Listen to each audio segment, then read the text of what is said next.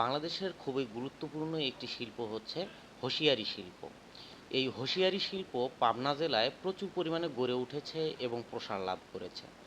এই হোসিয়ারি শিল্পের মাধ্যমে বিদেশ থেকে প্রত্যেক বছর বাংলাদেশ প্রায় ১,৫০০ কোটি টাকা পর্যন্ত ইনকাম করে থাকে।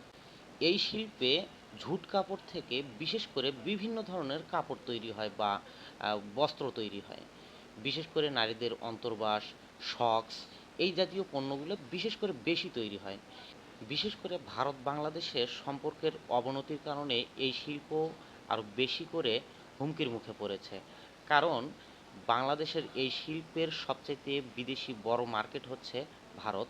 আর তাছাড়া ভারতের মধ্য দিয়ে স্থলপথে ভুটান, শ্রীলঙ্কা, তারপরে নেপাল, মালয়েশিয়া এইসব দেশগুলোতে এই পণ্যগুলো বিশেষ করে বেশি বিক্রি করা হয়। কিন্তু ভারত বাংলাদেশের সম্পর্কের অবনতির কারণে এই শিল্পের বর্তমানে বিদেশি রপ্তানি কিন্তু বন্ধ হয়ে গেছে বা বন্ধের কাছাকাছি। পাবনা জেলায় হাজার হাজার মানুষ, লাখ লাখ মানুষ এই শিল্পের উপরে নির্ভরশীল। এই শিল্পকে কিভাবে বাঁচানো যায় বা রক্ষা করা যায় এটি খুব গুরুত্বের সহিত সরকারের কিন্তু দেখা উচিত এবং এই শিল্পকে রক্ষা করার দায়িত্ব হচ্ছে বাংলাদেশ সরকারের।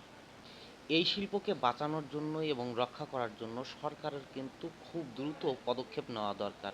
তাছাড়া এই শিল্প সহজে টেকানো সম্ভব নয়। আপনাদের মন্তব্য বা আপনাদের পরামর্শ যদি কিছু থেকে থাকে তাহলে আপনারা কমেন্টের মাধ্যমে জানাতে পারেন। ধন্যবাদ সকলকে।